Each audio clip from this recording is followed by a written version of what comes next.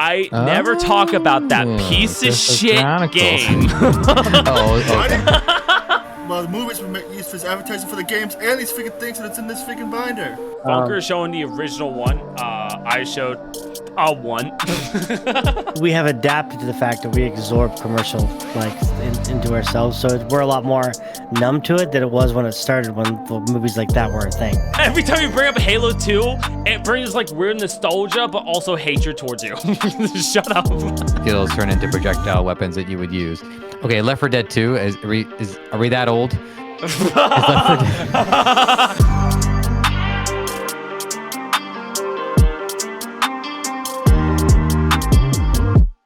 Shut the fuck up about my clicker. Hey, you know what you shouldn't shut the fuck up about? Welcome everybody to the Skull Hunter Podcast. This podcast is brought to you by Anchor. Theoretically. I say theoretically because there's been some things going on in the Spotify world. I don't know. We still get ad revenue, so thank you. Yeah, Anchor doesn't exist. It's like Spotify for podcasters now. Megaphone's still there, but Megaphone's like, you gotta pay for that. Yeah, so. But and then it's weird because like Anchor still exists, like Anchor's still there, but Anchor's no longer like specifically like the sponsor thing, and now they just switch to like, hey, it's just ad revenue. You get the same thing, just with now random ads. So I don't know if they exactly sponsor them, but now it's just kind of part of the bit. So it's like, okay, as long as they keep paying us. Yeah, I mean we're still getting paid. I just don't know if it's by them. But welcome to the Skull Hunter Podcast. We got Charles, we got Funker, we got Joseph, and we got myself with lacking IQ scores. So we have to explain something, and I'll say this. So sorry for the for whoever watched the previous episode of the podcast. Episode 71, 73. It was a great episode. We were talking about all these like tech stuff, and as YouTubers and as like streamers, we have all these tech problems. Joseph, would you like to explain absolutely what the fuck happened to our podcast? So, by the way, those who watch the video will be caught up because I've added some blurbs throughout. When James entered, for whatever reason, and it's actually fascinating, I'd love to recreate it just to figure out why it happened, but when James entered, Jordan's audio stopped working. So I had to cut probably the most I've ever cut from an episode. So we cut about like a good 30 minutes worth of content because we just couldn't have Jordan just not talking, right? And not only that, but a lot of the other content just didn't make any sense. So a lot of it had to just had to be eliminated for that same reason. So that was painful. I've never had to amputate before on a patient, but I definitely had to amputate that one multiple times. You sewed him back up and then immediately went, forgot my keys. Sorry, going back in. So Archimedes. But on the bright side, guys, you will get to hear a lot of me talking. So that's it was a very funker heavy episode. Yeah, it's a really funker heavy episode with a splash of the hunters. Now with that kind of being stated, I have to explain because I'm going to be a little bit off this episode, and so I'm going to let Joseph heavily kind of control it, but I have been on this weird fucking trip of saying I want to get weight loss done. I want to get it done. I want to get it going. Everyone wants it, right? Everyone wants to do it. Well, I started it, but I started it wrong. I started my work week and started my diet at the same time. So I went to like 24-hour fasting, drive in a car for 14 hours, and then starting to get woohoo. Like, I'm not joking. I legitimately was like, okay, I'm driving, and I start seeing the cars doing this. I went, that's not right. that's not right. When the cars start rotating to you while they're driving straight, you're like, that doesn't seem right. So with that being stated, last night I finally got some sleep, got some good sleep I needed. 8 hours. Awesome. Great. Good to go. Started the day off. For some fucking reason, we hit 100 followers on Twitch. Congratulations. Right? Wait, this is Twitch you're talking about, so I don't know if you're happy about that. I don't know if I'm happy. Go ahead, Charles. I was just gonna say, Jordan went to freaking Dormammu's dimension there for a second. Yeah, pretty much. I started fucking, but yeah, we had 100 followers on Twitch, and I don't know if I'm actually happy about it. Like Facebook, I went GG easy. Doctor Strange fans would know the reference I freaking was talking about. I get the reference because I know memes, so I get it and I'm with you with it. But for those who don't know, Doctor Strange. Literally, just seriously, just watch it. Dormammu have come to bargain. Come on. So with that being said, we hit 100 followers on Twitch. We streamed for 5 hours. One of our biggest streams yet, to where we had over 50 viewers that tuned in. We had over 7 concurrent viewers, and we had a maximum of 18. And it was just a weird pop-off, and I was like, okay, stop. And I even said at the beginning of the stream, I was like, guys, if we sit there and get 100 followers, every emote I make for this fucking platform will be for you guys. We hit 100, so now I gotta make some custom ones for my devoted fans. So I can help you with that. oh, well, look at that. Yeah, I made custom emotes for Arth, so I can help you with that. Sounds I wish good. you fuckers would come watch me enjoying stuff of playing Halo once in a while.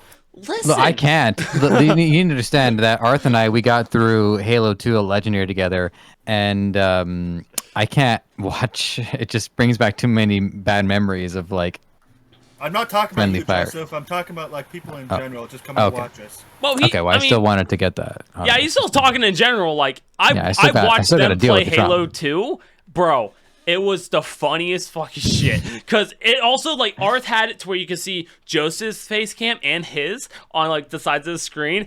And when Arth would do something, you'd be like, he would just go, ugh. Like, he just looks dead in the camera. He's just like, and just staring at you. with his The soul. Halo 1 where we did the silent cartographer Yep. was the most painful, but also probably the funniest 2.5 hours of my life. That was me enjoying with Fig in the library and me towards the end of Halo 2. Shut the absolute fuck up. Every time you bring up Halo 2, it brings like weird nostalgia, but also hatred towards you. Shut up. And speaking of nostalgia, though, real fast, that is going to be the kind of theme of the episode is what games, what gaming's done to us and like the little nostalgia moments in games that left an impact on us and etc. So that is kind of what we're going to be talking about. That's going to be our theme for this Go Under podcast today. So if that is something you guys are interested, let us know. So yeah, now I feel like now we got to take it away to Joseph because Joseph is actually going to be able to explain this better Sure. in a nice little brief, and then we want to know yours. I mean, marginally, because I went to go visit my parents, and my dad, he's been drinking a lot more since he retired. But I will do my best. Okay. I'm kidding. I'm fine. I knew to pace myself for the purpose of this episode. So thanks to the Skull Hunter podcast, I avoided going over the edge. But my dad, he's got a neighbor in Albania, and Albanians, they got taste. They know they're drinking.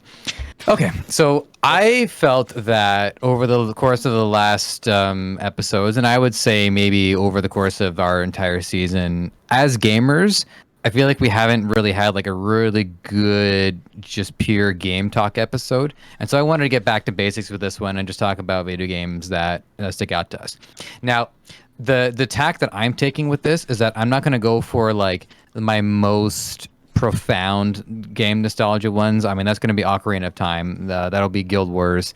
There's definitely like some standout games that really resonate with me, but I didn't want to go in that route. I wanted to talk about some games that are a little less known, stuff that had still a significant impact, but maybe didn't have that same level of impact that some of the main ones did. So there's just like, the idea is if you come away from this episode and there's some games that you haven't heard of, to me, that's going to feel like mission accomplished. With that being stated, tell us what we have to say for our 3. Like, not 3 games, but like the 3 things we should think about for talking about nostalgic. Think about, what did this game make you think in regards to where gaming was going? Because we're talking about our past, right? So there's definitely been a lot of advances in tech, but also in storytelling and in what we're going to expect from games. So think of games that really changed what you think gaming is capable of. I want you to think of maybe missed opportunities. Like if there were certain games where you feel like you didn't quite get to play it at its true potential, maybe because it was a multiplayer game, you needed friends, or if you had friends but they just weren't into it, they were into something else, or if maybe your own taste was not developed at the time. So that would be a good one to think about. And then just think about games that probably still hold up now. That would just be like, hey, you got to check this out. This is part of gaming history. Or maybe that, you know what, something, this game is still a heck of a lot of fun. So give this one a glance. And so I think this is a very like historical episode. Charles. It's like 12 games. Charles is in just putting out a bunch of games. The best part is I've been doing it as a game over here because I get the control where the screen cuts to. So when you're talking, I'm using it as like a B-roll shot. So I keep like cutting over. So like nostalgia games, I'm like, ha, I got him. So I keep cutting over. It works so perfectly.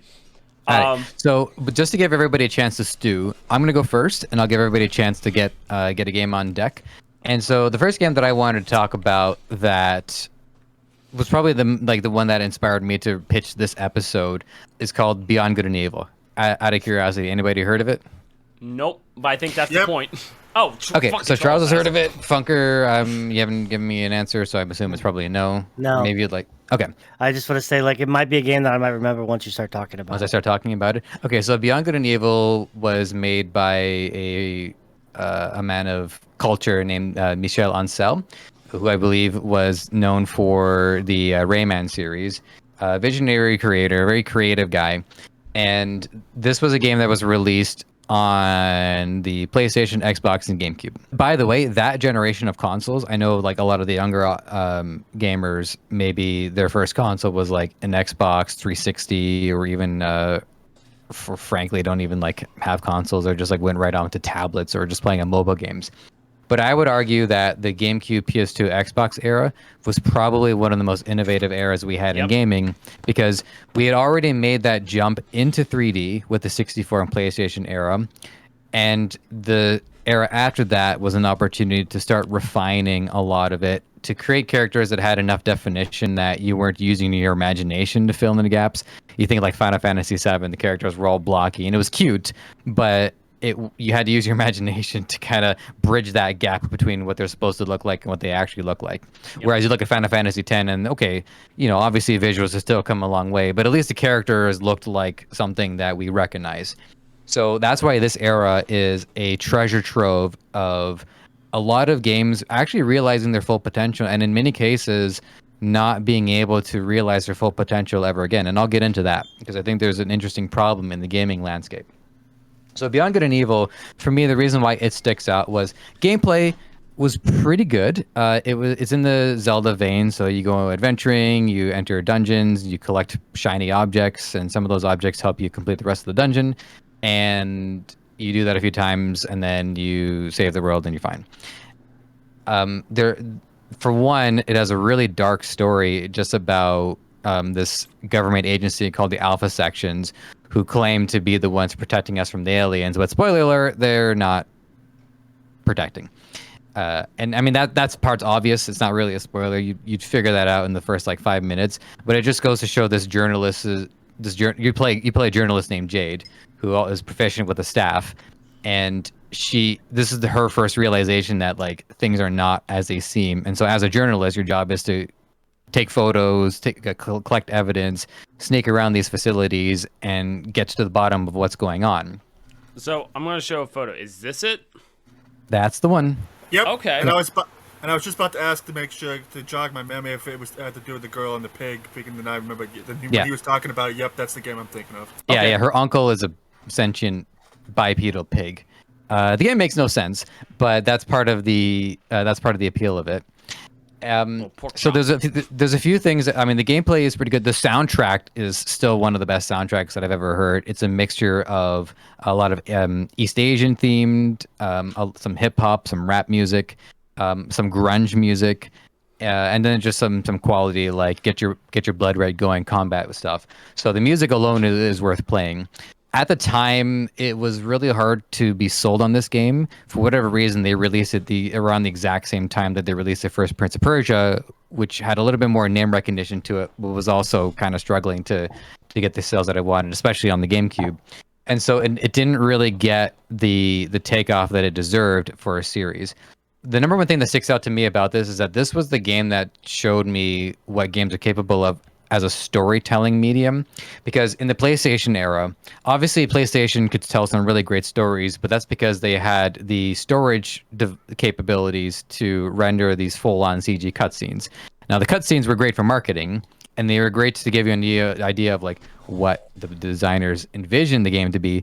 But then you actually get into the gameplay, it doesn't look anything like it. Dino Crisis, Resident Evil had full-on like live actors for the first one, so that was a huge disparity. A lot of people don't even know that, but yeah, they filmed the whole entire fucking cutscenes in Japan. They flew out a bunch of people to Japan to film out the scenes and stuff, and then they made it for the first one, and half the scenes they couldn't even fucking use. And then they said, "Okay, cool, let's do the remake," and they said, "No, let's not do that." Just a weird fun fact, but continue. Yeah. And yeah, I don't know why. I mean, they changed their mind, right? But so like Resident Evil 2, they went with like 3G cutscenes. But even in Resident Evil 2 and in 3, the cutscenes looked way better than the gameplay. And again, great for marketing, but it does kind of leave a bit of a bad taste in a player's mouth because, well, you're kind of trying to sell us one thing, and then this is the actual game that we're getting, which is still great, but it's like, come on. Whereas Beyond Good and Evil, the art style holds up to this day, and the art style was good enough that they could tell the cutscenes with the exact same footage that you used in gameplay. So it was a very consistent storytelling experience from the cutscenes to the gameplay. This was also the first time that I can tell when a game ran out of development time. So one of the shiny objects that you had to get were pearls, which were contraband. You would use these to upgrade your ship and be able to traverse certain obstacles that would access other parts of the game. And it took like an entire dungeon to collect one pearl. So I thought, okay, wow, this is going to take quite a few dungeons to get some of the pearls. I've seen what some of these upgrades are costing.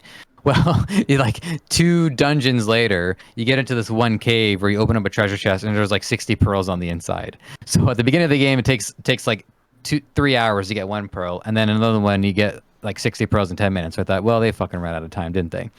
So it's a shame because I think that game needed another 10 hours worth of content to really drive it home. It was a little bit too short, but what they gave the player was excellent. So if you're looking for probably one of the most I just want to pick the right word for it, but one of the most promising signs that the games were going to be used as a storytelling device, that's definitely a game for checking out. And it can't be much, even the HD version. I don't expect it's very much money, but just put it on your wish list, wait for a sale. If it comes out for like $3.99, you're definitely going to get a really, really good story out of it. And they did want to make a sequel. They did release some footage over it, but it never saw the light of day. So hopefully, in time we'll get to see a continuation of it, because there's definitely a lot of lore to that world that was only hinted at but never fully explored in it. Combat is cool, some stealth missions, and the AI companions are pretty good too. You don't feel like the AI companions are holding you back. You feel like they're actually like a useful asset in the gameplay. I was just about to say, didn't they show something off for like another Beyond Good and Evil where they showed Jade like at the end, towards the end of the trailer? They showed like a new girl and a monkey and the pig again at one point. I've seen there's 2 cutscenes that I had seen about a potential sequel. One of them was like a parkour sequence where a girl who I kind of thought was Jade, but I only saw her from behind. She's just like busting through homes, running for her life essentially, and then it ends, if I remember correctly, with like a ship bearing down on her. So like, oh, she's in trouble. And then the next one, which was definitely like the uncle, whose name was Paige, they were stranded on a road, and the car was broken down, and he's just like counting something, and they ended up like snorting a bug because he's a pig, right? He's kind of a disgusting creature. So those are the only 2 that I've seen. But yeah, if like some other footage came out with it, I'd love to see it. And you never know, like they may have repurposed it into turning into something else. I was going to say, I heard about that they were supposed to be making another Beyond Good and Evil, but I haven't heard Jack Monkey diddly squat on it since.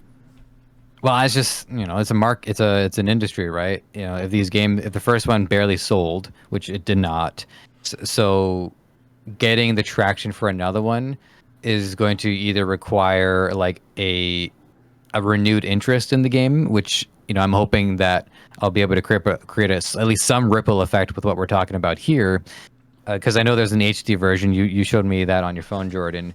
So if sales start to improve and demand starts to pick up, then we might see something. The only thing is, and I guess I want to. This is a more open-ended question about crowdfunding, because I've seen some attempts to crowdfund games. Like I know Tim Schafer, the person behind Psychonauts, tried to crowdfund a game. There was Mighty Number 9 was supposed to be a continuation of Mega Man, and they tried to crowdfund it and didn't go very well. So crowdfunding was supposed to be a great way for the people to really decide on what to make, but as much as, and there's millions of things to criticize about big companies, when you don't have a big company doing oversight, you tend to be a little bit more generous with your money, and that lack of oversight probably led to a lot of irresponsible decision making, which is why these games either came out half-assed or not at all. So I don't know if they're going to be able to go the crowdfunding route with this one. It would just take like a full-on like change in the market where resources are easier to get, games are easier to make, and at that point you can just do it and not worry so much about a loss. But I don't think we're there. No. I know they actually came out with another Psychonauts game like a couple of years ago. Yep. Yeah, they definitely they made a I sequel. think for that it. they did. I think it did alright, but I don't know. I just thought it was that cool that the Psychonaut fan base finally got that sequel that they've been clamoring for since the Xbox OG days. Yeah, I think it's always good, but that kind of brings up kind of its own question: is should games just not make a sequel? Because I'm sorry, but like you just talked about, you like this game that brought nostalgia to you and everything else, and it's like, okay, cool, that's awesome, but it's like, well, Halo 2 is different. Charles is showing Halo 2, the original Xbox One, but when it's all said and done, it's like, okay, if Too Good Too Evil, I already forgot the name, but if they sat there and made LL Cool J, what makes a cool game for you, it's like, okay, cool, but it's like, they shouldn't try to, them or other people shouldn't try to crowdfund something else that's going to be made that is just going to be a possible disappointment. So, I mean, the answer to that would be yes and no. Yeah, so, I know. Video games can be categorized just like movies. Like, there are certain movies that we grew up watching as a kid that were amazing. Like, oh, like, I'd love to see a remake. And then the remake was terrible because it's not nostalgia to us. Like, it's not. Very few movies that they've either remade or done sequels to many years later are either super fantastic to the group of people that were in that category, while the new people like, oh, it kind of sucked, blah, blah, blah. Well, it wasn't made for you.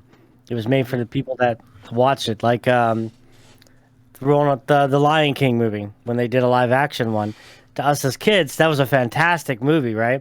A lot of quotes, even quotes on, like, let's say TikTok. People use quotes from that original movie all the time, and that movie is ancient, right? But no one mentions anything from the new one at all, like, at all. So I feel like certain movies can do good with sequels, but they have to be, like, back to back to back. I don't think, and same thing with video games, like people with video games now, it's like we play, safe example, Final Fantasy VII. Loved it back in the day, one of my favorite games of all time. The new one I absolutely love, but look how many years that game was in production of getting it like put up. If they slacked off at anything on that game, it would get eaten alive, right? Yep. So I mean, like, that game, the original Final Fantasy VII, had to sell the PlayStation. Mm-hmm. That game had a lot of pressure on it. And it worked. It did.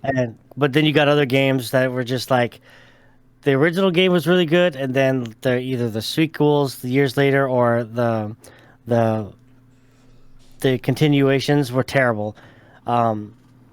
So I think it's really, to answer your question in a much shorter way, is like, it is still a yes or no, but it's really depending on the type of video game and what crowd you're going for. Because if they're trying to make a game just to be like, all right, well, people remember this game for being super awesome, let's make this game again, but we're going to change everything about it to make it fit with the time now, people are going to more than likely hate it because they're in the mindset of a game that they played when they were younger. Mm-hmm. And then, So I feel like there's a mixture of like sequels, but also remakes too in this discussion, where a remake in many ways is a sequel just because it's a continuation of that gameplay, even if the story is now the same story. So and I think it's a great question, by the way, Jordan, and it's hard not to give you a definitive answer because there's examples that can basically prove or disprove any case. I know, like that's why I'm bringing it up, because honestly, when it's all said and done, it's like there's some games that just shouldn't make another. But then you guys are right still, because you're like, it depends on the game. Like, let's say if Halo, for an example, decided to make the first one and said, fuck it, we're done. They lost out on so much. We've seen Halo 2, Halo 3, all these Halos that were a success. Even though Halo Infinite was a flop, it still paid people, so it was still a success. You know, Devil May Cry, same thing. If Devil May Cry stopped at the first one, it's like, it would have been a great game, but it's even better that they made sequels to it. But and then you get some, like, you know, you get to, like, the game you're talking about. They made a sequel to it. Would that actually go over well? Probably not.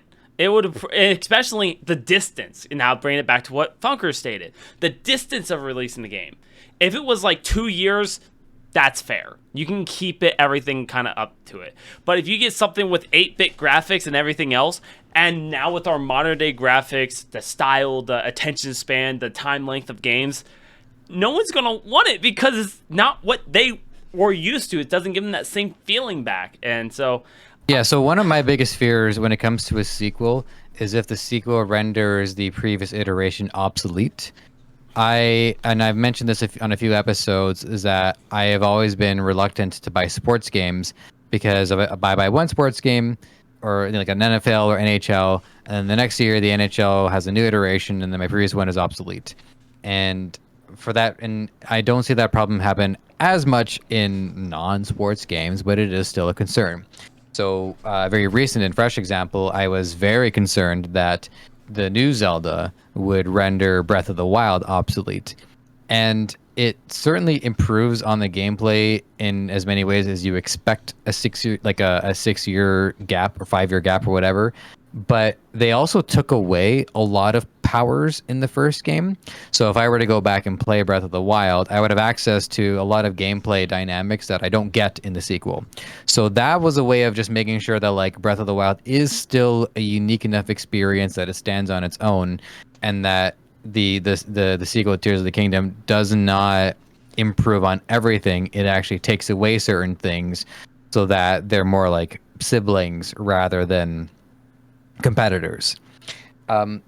I also have always had a issue with the difference between calling something like iterative, where you have different subtitles, versus saying 2, then 3, then 4, then 5. So I have to bring movies into this because I'm struggling to think of a perfect example in gaming. But like, I don't know, like the Thor movies, right? All the Thor movies, Thor Dark World, Thor Ragnarok, Thor Love and Thunder, and obviously you have to watch them in order to get the story, but all 4 of those movies bring different things to the table, and I don't feel like if I'm down to watch an experience, any one of them might be the one that I would select if I'm in the mood to watch a Thor movie, right? So that's how I prefer sequels, where you want to create an ecosystem where all of your games in your series all support each other, and obviously, like the ones that just come out are going to be better with the passage of time and the improvement of tech. So we accept that, but it is okay to sacrifice certain parts to preserve some of your previous games. I think the Zelda series does probably the best out of any series, is that every mainline entry in the Zelda series is still worth playing. Even in the case of direct sequels. Majora's Mask is a direct sequel, but it doesn't render Ocarina obsolete. Tears of the Kingdom, which I've been playing for the past couple of weeks, and oh my god, it just blew me right away. Like, okay, I appreciate it. I knew that was a sexual term. It blew me away. It was amazing, and it's so dense and it's so jam packed with content. And the fact is, they had the engine, they had the world, they had all the assets and the resources, so they didn't have to start from scratch. And that's probably the most important thing for a sequel, is that a sequel gives you an opportunity to use all of that energy and all of those resources and all that time and money to build off of what you've established and create something really special. You're in any given trilogy, your second act has to be your best one, right? You want to be like the Empire Strikes Back, and I think and actually I'm going to make this prediction for the first time here and now, but I think they're going to make a third of this like open world Zelda trilogy before they move on to something completely different. Because when the new Switch comes out, and it's going to be like an enhanced hardware, ideally, so that probably necessitates a continuation of this potential trilogy. So I think they're going to go for it, but I don't think the third one will be as good as the second. But you know what? Who cares? Like, if you nail it on your second one, then your third one is good. And then another example is like the Lord of the Rings movie series. Like that trilogy was basically one long ass movie. Exactly. They shot the whole thing at once, so that was totally planned out. Yeah, that's a different thing because that was like planned out. Like they planned to do it, and they would have released it originally all together as one movie. There was so many technical issues on why they couldn't, like theaters still using the whole tape and roll. They couldn't actually do it. So, and then they went back and tried to figure it out. But there actually is a full length version of it out there in a big ass roll of tape cut up into like, I think it's like 18 boxes of those like big tape rolls they use for theaters. There's like one that's supposed to guideline the whole way through it all. Yeah. And like they're out there. But it's like, but like you stated, was like, you know, things like that. That makes sense to be a trilogy. But then you look at The Hobbit. The Hobbit, what the fuck up? A big one to boot. But the first one did well. No. The first one did all right. The second one did well. The third one, I think there's a third one. The third one was named something that I would have named a movie if I was 7 years old. Yeah. I made the Battle of Five Armies. And it sucked. It's like, you look at that going, bro. Did they even have five armies? Better. I don't fucking know. I didn't watch it. I watched the first Hobbit and said, cool, never again. And then the second one came out and I went, fine, I'll give it a watch. And I was like, okay, this is kind of better than the first. But I went, I'm not watching the next one. I barely can watch The Lord of the Rings without going, TikTok. So it's like, no. I do want to give one more just movie, but I think probably most people would agree that one of the best sequels of all time in movies was Terminator 2. The original Terminator was action heavy, but it was really more of like a sci-fi horror film. But then Terminator 2 still had some elements of horror, but was mostly an action movie. So the DNA of the two movies switched. And then Terminator 3 and beyond, some stuff was good, but a lot of it was pretty weak sauce. So I guess my final thing on the matter is that if you make something really good, I think you've earned the right to try at least one more sequel, because that's when you get the opportunity to build up everything you've worked so hard to create and establish. You should get a chance to try one more. Well, to continue to that before like I talk about the games, is also with that whole generation of movies of like Terminator 2, that entire generation of movies were all commercial based movies. Like everything in there had to do with like some kind of commercial. Like they pushed them out. They had tons of toys. They had tons of like in restaurant things. Like McDonald's had stuff. Burger King had stuff. Like back when Burger King was huge, they were on top of all of the movie things back then. So Terminator 2 did I think at the time, the only movies that did better than like Terminator 2, and I don't know the exact time span, was like the Batman movies. And it's because those were all like heavily commercial based movies. Even so that they had commercials inside the movie for the commercials.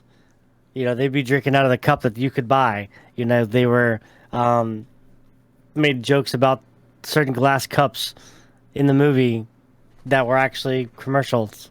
You know, things like that. Well, yeah, I mean, a lot of the reason why that happened is because there were fewer ways for people to consume content, that these movie releases were more of a cultural event. So there was more hype built around these movies. I mean, there's fewer alternatives, right? It's not like, oh, I don't want to go see these movies. I guess I'll just sit in a room and stare at a wall. Like there was less things to do. So a lot of what you're describing was just because like it was really part of the entire society's conversation at that time. Like Star Wars, right? Like Star Wars is just everything. Like this, every single product you can think of add Star Wars to it. Star Wars cereal, Star Wars figures, Star Wars blankets. And like Yeah. what was it? And I think it heavily started with Episode 1. I think it was their biggest commercial movie like that they did. Like they dumped a lot into Episode 1, and they did like a lot, as in like commercials, like toys, things like that. Every restaurant had something from Star Wars on it. Now, Every store- would you describe the landscape in a different way now compared to then, or would you say that the commercialization has continued to be iterated on? I think it's evolved to where it's a lot easier for people to consume it, but we also live in a society where as we're talking about this, I guarantee we can go scroll on like a social media platform and there's going to be something about it. So like we have adapted to the fact that we absorb commercial into ourselves, so we're a lot more numb to it than it was when it started, when the movies like that were a thing. So it's way easier now, yes, would be the answer to that one. But only because we've gotten so used to it over the years, and it's just part of our culture of like, oh, all right, I see this movie coming out in next year, so I'm going to go ahead and see all these toys and stuff coming out. That's cool. I might take those. We're just numb to it now. I That's all. just can't wait to buy a movie here in the next few years and have advertisements in the movies, unskippable ads. I mean, I they want kind of. Go ahead. Go ahead. I was Go gonna ahead. say they kind of had advertisements for the 360 and Mountain Dew in the first Transformers movie. Oh yeah. Oh yeah. I remember that. I remember. Well, see, it's like the thing is we're going backwards with the trends. So it's like we wanted all this stuff positive, and then we are going backwards. So it's like we wanted all this great graphics, and then we're going, okay, but we kind of like the old stuff, so let's go back. And so it's like it's a weird thing. We're going backwards. So Well, part of that is the reason is like companies are finding it ways to be cheaper on making their games. So if they could go back and rewind it and spend less money and make more money, they're going to do that. that, by the way, I would like to point out to that there's like so many indie horror games right now that are no joke shitty graphics. I'm talking like But some of 720 them are would be good games, amazing. though, Jordan. They're amazing games. They're like amazing games. They spend no time on graphics and it sells over 1 million a day. And I'm like, what? That's fucking insane for $5. Would you say that the graphics of Five Nights at Freddy's are like good shitty? Or like Yes. Absolutely. yeah, but it's really 100%. good looking. It's good but shitty because I remember playing the Five Nights at Freddy's 1, the first one, and I remember playing it, and it's like, oh, all these people would never move, but there's only one time you ever see like a character move, and it's Foxy coming down the hallway, and like the graphic is so shitty. If you paused it, you could see like how pixelated his arm is going, and it's like all of his arm doesn't exist because it's so pixelated. The graphics fucking suck. Everything's bad about it, but it's like you were like, okay, It's a great game, though. okay, yeah, it's a great game. And you want to talk about? Good. I was Go gonna ahead. say, you want to talk about thinking that games and being video and movies being related to each other. Thinking the games for these ones are pretty much used as advertising for the freaking game. Well, the movies were used as advertising for the games and these freaking things that's in this freaking binder. So that's truly a Pokemon thing. So now Charles is showing a bunch of it, not saying it's Pokemon. But with Pokemon being that they actually there's nothing about Pokemon that doesn't connect with itself.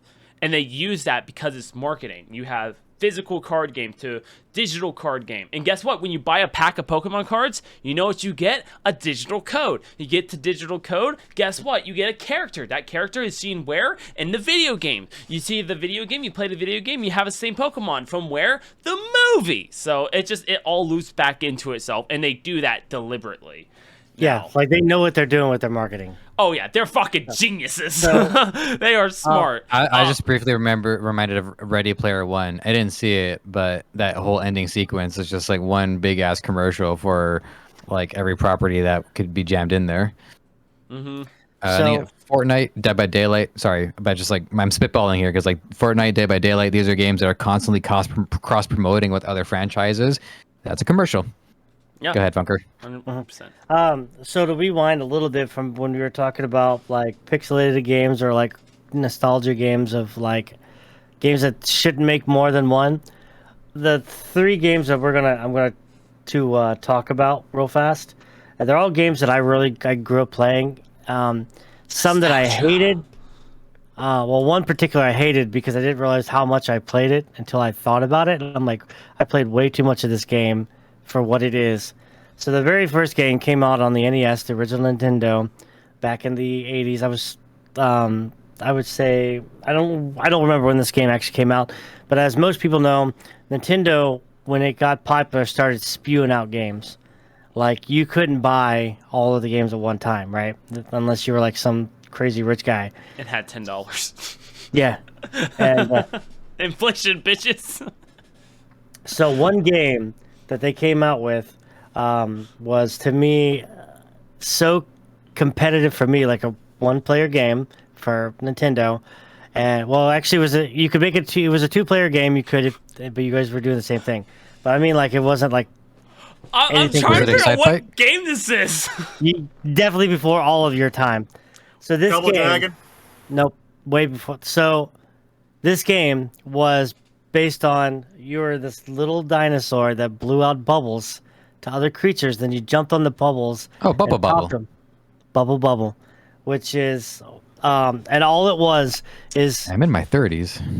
the same game, just different levels, all the way up to level 100. And which, by the way, took you fucking forever to get to 100, just for you to start over to level 1 harder, which was this game right here. I love how it's censoring itself. Is this it? As Yep. I show my phone to the screen. This is the original one right here. Okay, Funker is showing the original one. I showed a one. I'm not So- exactly certain. We just showed the photos on our phone. So if you want to see that, jump over to the video podcast. Now it's for like Nintendo games. I played a lot of Nintendo games as a kid. Like I played them all, like Mike Tyson's Punch Out, the whole nine, which is another great game, by the way. That did multiple ones that were great. But that one there, they only made just the one, and then I think on the PlayStation 2 or at the end of the PlayStation 1, they made a second one and it bombed. But the first one, I basically played as a kid, and I didn't realize I was playing this thing until like day and night to try to get to that level 100, and it was frustrating just to find out because back in the day we didn't have anyone to tell us like what happened at the end of the game. We just played. So when I found out that after I finally made it to 100, I had to start over again just for it to be harder, I worked so hard to get to 100 again just to find out that it did it again. And I quit. Dude, I- I think you would have rather heard that your parents died. Like, honestly, for me, no. That was. I want to see who in this crowd gets this reference. Hey guys, there's a DK kill screen coming up. Hey guys, there's a DK kill screen. Funker, I'm looking at you. Yeah, oh my god. From a documentary. Last chance to get it, Funker. No, I see it, but I don't. Go From ahead. the King of Kong. So I knew it! It was right there. Sorry. You old Uh, fucks. the King I heard of about Kong. that. They actually, I remember it was actually talked about like X-Play or something where they You had like heard two, about it. God damn it, we're old. the two freaking people that were like two best Donkey Kong players in the world competing Yeah. to try and beat the world record. And Yeah, and there's this whole like thing about how scores, because at the time you couldn't like stream it or anything. You had to record your gameplay on a VHS and submit it to a council, so the council could decide whether or not it was legit. People would go to these tournaments where like all of these arcades are there and try to get like the best score. And in Donkey Kong, because there was limits to the memory, because we're talking about like 5 6 megabytes of Yep. storage, if that. In order to reset the game, there actually was a kill screen, so your character was forced to die. So one guy walks around, lets it's like a big event, right? It's like a guy earning level 60 in World of Warcraft vanilla. It's like it's kind of a big deal when somebody gets it. So there's a very, very funny bit where someone's just walking around, totally unironically, really excited about it, going, "Hey guys, I'm just letting you know, there's a DK kill screen coming up. There's a DK kill screen coming up." Like that's the thing that all these like 1980s arcade players would want. So that's just That just brought me back. By the way, to add to that, before I move on to the next one, Yeah. did you know the movie Pixels actually has that in it? No, I gotta watch Pixels now. The Adam Sandler movie, like, literally has that. The Donkey Kong was the thing that they were doing. They were at a tournament, stuff like that. But you need to watch that movie. It was actually pretty good movie. I need to watch it. So you're gonna get to your next game, but real fast, I would like to explain the age gap here for a second. Sure. Because you can tell the age gap from the sentence that was stated before. Because Joseph called it out of what it was. Funker knew what it was, you couldn't think of the name. So that already says they're kind of the same. Charles said he heard about it. Charles is only a couple years older than me. And then you have me that never heard this reference fucking ever. So you literally go from like, okay, you can tell they've been around, maybe not, okay. I mean, as any gamer owes it to yourself to watch The King of Kong. It's a great insight into I have what. to now. Last thing, because I know we got a lot to do and we don't have all the time in the world. But one of the most interesting things about it was that Steve Wiebe, one of the characters, he was so adamant about mastering Donkey Kong that he was drawing paths on his arcade screen. Like he would get like a marker and map out like the movement of his character and the movement of barrels. He got everything down to a science. So it was really fascinating, really cool stuff. Okay, so my recommendation is everybody says one game, just so that all four of us have had a chance to say one game, just in case we wrap up early or things veer off. Gotcha. Okay. Well, then I'll cut out the second one, but can I put one of my most favorite games that never got? So one of my favorite games came on the PlayStation 2. I ended up loving it because it was very dark. The story was fantastic. The graphics at the time were fantastic. And it was a game called Primal. I heard that. So Primal was, you play this girl who died, and she gets inherited by a demon, and you're in the demon realm. And you're taking other demons' powers, which was okay. Such a great game. And it was around the same time of me finding out that I was very more of an alternative guy. Like I was into more scarier stuff. I realized like that was more my thing. And so like I had a really good connection to the game. The story was good. The character design was good. The character voices in that game was good to me. The gameplay was great. I think it was one of the few games back then that I would go back, play multiple times, even though you didn't get anything for going back to play multiple times.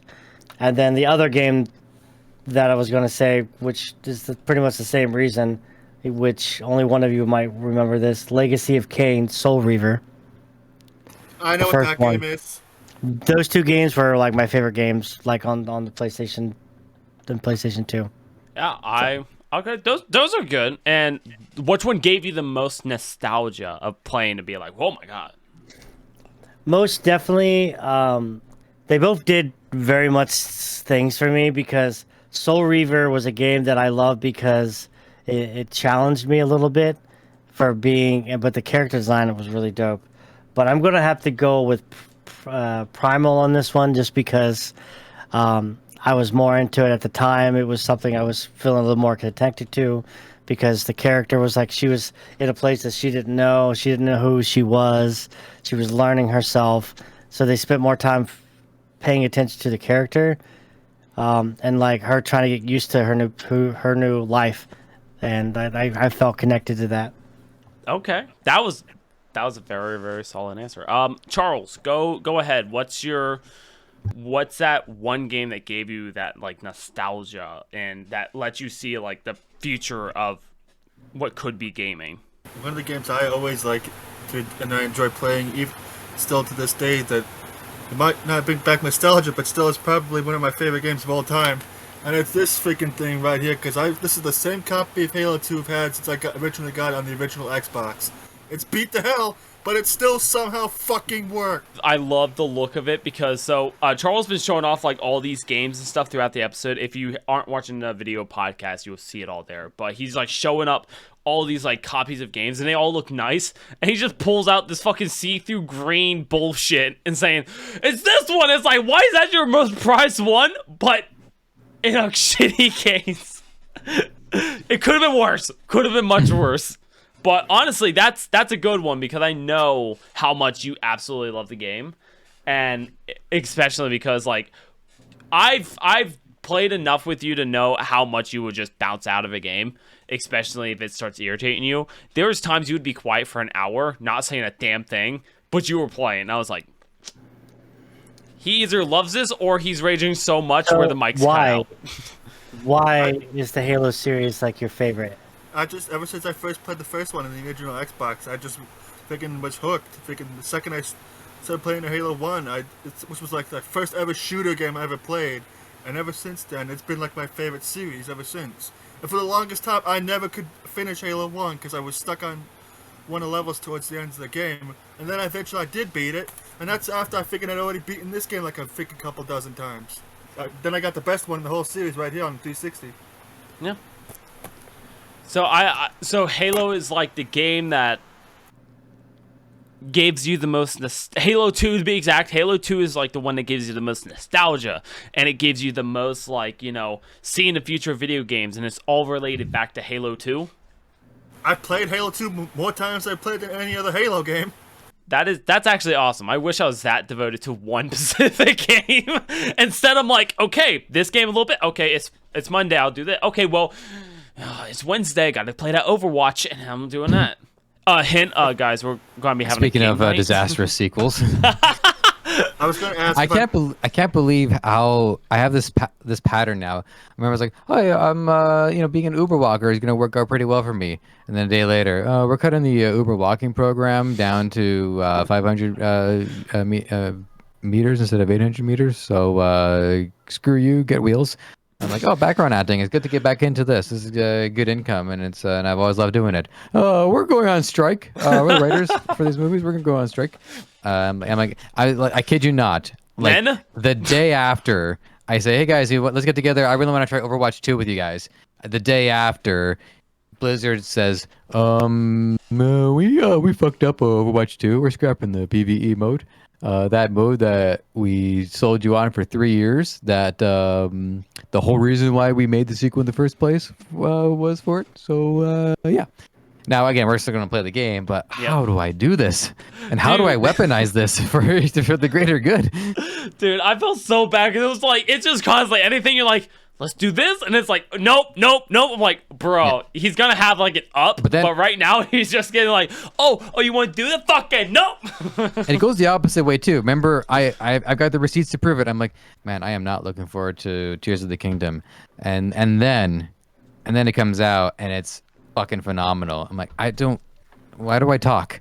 Because you enjoy it. Now I bring That's up true. I bring up That's not my Overwatch. voice. Is because I think we all love the sound of our voice. But I bring up Overwatch on Wednesday because we'll be playing Overwatch on Wednesday off stream. This is why. Is because we all sat there and it's like, we all hang out, but there's one nostalgia feeling you can't ever beat. And it is sitting there being so excited. You come home, you get some snacks, you get onto your favorite game, and you play for X amount of time. It's like, that nostalgia I've been missing for so long, and we finally talked about it in our last meeting. We're like, let's just do it. Let's just find a day. Let's do it. So every week we're going to change out who gets to play what game. The only rule is if you want people to play the game, either you have to purchase it or it has to be pretty damn cheap or free. That's the only rule. But besides that, and if Free or cheaper. Yeah, free or cheaper. So it's like, this episode is kind of all about gaming nostalgia, and I think that is the one that we all just really want to have again. And I remember I have one, and after I say mine, we'll go ahead, we'll wrap up this podcast. So mine is one I don't talk about much, and this is the one that told me that games can go further. So a little background, I sat there and played some Spec Ops. It was very 8-bit. I love this whole, like, everyone's going on here, lips smacking. Everyone's just, for the audio listeners, they're talking shit without talking. So No, I was just saying the name of the game because I know which one you're gonna say. I'm not. Thank you, Charles. Do you know what game I'm about to talk about? Yeah, Spec Ops: The Line. No. a legendary game Maybe. What game is? What game are you thinking? of a certain something starts with the letter D. You are wrong. Oh, okay. Well, because we had this conversation. You said you were going to talk about it, but never mind. So the thing is, that's the game that got me into like gaming, but that's not what made me go, damn, this is what the power of, or this is what the future of gaming can start showing. And so I was playing 8-bit games like Legend of Dragoon and Spec Ops and everything else. My first game ever outside of the 8-bit world was, and I don't ever talk about this, was Final Fantasy Crystal. I never talk about that piece of shit game. Oh, okay. Okay. Why did you play that one if you're going to get into Final Fantasy? So here's the thing: is even to this day I do not like Final Fantasy. I don't know what about it is. I just don't like Final. It's not my game. It's really not. But something about playing this piece of shit game that was half made let me see, like, oh my god, you have 3D models, you have all this stuff, you have all this creatability, you have all this flexibility, you had all this, and then like you could plug in your Game Boy to use that as a controller or another person, and it's like it had so much versatility in it. It was the game that let me see like what gaming can be in the future. And it was like, you use this Game Boy, and then you get the GameCube, and you're like, you can use your Game Boy on the GameCube. And I was like, that was like, wow, that was before we had fucking internet on our phones. So I'm like, oh my god, that's insane. And it was just everything about it. Now, I repeat again, it's a piece of shit game, and I do not recommend playing it. But it was a game that showed me like what gaming could end up being, is with all this versatility, with all this cooperative, and you can play cooperative, and you can like do all this stuff together, and you can put all these things. It was one of those games that started it for me, to be like, this is what the future of gaming could be. And then I played Black Ops, and then I started getting into like all these other games. So, but this was the piece of shit that made me go, games could actually get very, very cool very quick. And so I never talk about it, and I was like, okay, I'm gonna throw everyone off because I don't talk about piece of shit games. And that was one. Yeah, you got us. So what I remember about Crystal Chronicles was it was part of that legendary era where Nintendo clearly didn't give a damn about sales, nor did they care about how embarrassing it was to be a Nintendo fan, because they would come out with all of these whack ass gimmicks, like that, where you had to, if you wanted to play a multiplayer game with your friends, if you wanted to play that game, you had to have 4 Game Boy Advances and the Game Boy Advance adapters to turn into the controllers. And most people are like, we probably could have just done those with the game controllers. And Nintendo says no. Square and Nintendo both said no. You have to do this really convoluted system. Trust us, it's going to be great for gameplay. Maybe it was. Maybe it wasn't. We don't know. Adding to that a little bit, I was thinking about something that reminded me about like online games. There was one that was I really liked, but I hated it and liked it at the same time. Do you guys remember the online play of Resident Evil Outbreak? I remember just like playing the single player with bots for a few minutes at my friend's house, but like, I never got to play that online. Yeah, I played it for a little bit. It was good and bad at the same time, because you had people that, connection to video games was not the great back then. It was dog shit. So you'd be in the middle of doing something, and then someone would stop, and they're like, no, I've been here the whole time. You haven't moved. Yeah, I have, things like that. So it was like that when I realized like I loved and hated online gaming play. I was like, dude, this is actually really dope. I get to play with a bunch of other people at the same time. I'm like, fuck this. See, that wasn't my experience playing online. My first time ever playing online was like Call of Duty. Like, that was my first time. Black Ops 1. I stole my mom's Xbox account and I went, okay, fuck Netflix, I'm coming for this. So that's exactly what I ended up doing. We bring up these nostalgias because, it's important for everyone to kind of know what brings that nostalgia, get those warm feelings and everything else, and cram it into a ball and fucking chuck it outside. Because let's be honest, none of us are going to play those games tomorrow. None of us are going to play those games today. We don't got time for that. I would. Shut the fuck up. No, you would definitely play Halo. But yours is newer than everyone else's. Everyone else is like 8-bit or GameCube. Yours is like Xbox One, baby. All of us is like we have to buy a whole new console just to play the game again. Yeah, I'm probably gonna have to buy an emulator for me to play the games that I talked about today. There's one other game, and I'll be fast about this one, where I never got to play it in multiplayer. It's a PlayStation 1 game called Blast Chamber. Anybody heard of it? Yes. Yes, he's heard of it. Yes. So Blast Chamber is a game show kind of game where you're in this cube, really it's just a square, and the square can rotate so that all four sides of it could be the platform that you have to run on, and there's a bomb strapped to one of the players, and you have to get your bomb off you by knocking yourself into like somebody else, right? So it was a really, really fun concept. I never got to play it with friends because we weren't really a PlayStation group, but that is one game that we are playing as a group sooner or later. Damn it. Dude, oh my god, I remember that game. The game was so much fun. Old fucks. Reminds me of. Dude, Jordan, you don't even know, dude. Like that game, like your friends came over, like we worked on that game because it was some crazy shit in that game, dude. Oh, that game was so good. Charles. Reminds me of the game Fusion Frenzy. Fusion Frenzy? That was a Xbox game, right? That was like a sci-fi Mario Party. Kinda. Yeah, I remember that one. I played the demo for that on Halo 1 so many times. Okay. So, guys, right now we're just making Wednesday ideas. That's all we're doing. We're just like, okay, Wednesday. God, I hope I wrap early on a Wednesday. I hope so too. With that You guys being can have fun without me. Hey, Joe, great idea for a get together. Overwatch is great. I mean, By the way, you weren't there, but it was good. I'll read down Overwatch for you guys. I'll be happy to. Any of you guys ever seen this game before? actually say the game. We're an audio podcast too. It's a little hard to tell. It's called Extreme G Racing. It's an old motorcycle game for the PS2. No, I didn't. If I didn't it get ain't much Road into Rash, I racing ain't games. about it. Fucking That's one of same, bro. Road Rash. Yes. It's one of the few motorcycle games I ever actually liked, because this one freaking, literally from the start, you're literally freaking going balls to the wall, freaking 1,000 miles an hour around these tracks. But also dudes are trying to shoot at you, and you're trying to win the race at the same time while also trying not to get shot. I'm thinking this is one of my favorite games when I was a kid, and I'm glad I found That is pretty this extreme. a while back.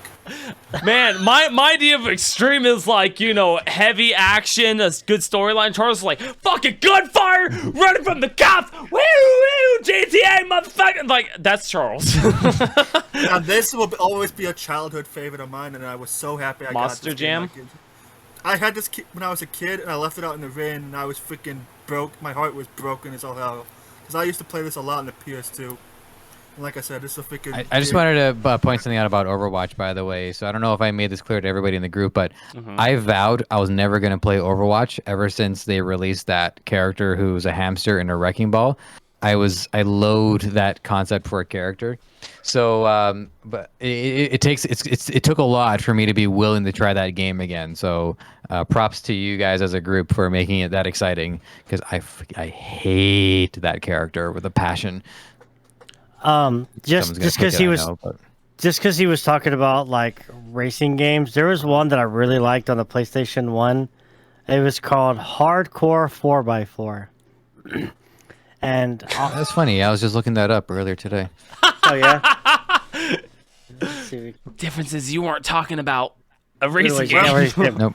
But anyway, so with that one, all it was is like you played like monster trucks or dirt rally trucks, and you could smash and like damage your vehicle and damage the other cars that were on there, and you were just doing outlandish jumps, moving around. It was just a bunch of, it was like Crash and Derby, but with like monster trucks. Interesting. Well, my PS2 NASCAR fans at. Not here. Not in this lobby, at least. I'm gonna bring up one more game, and we are ending this going to podcast. Anyone heard of Blood Rain? Yes, Oh absolutely. yeah, absolutely. Now, how many of you had to watch your mother play it while she was sucking something? What?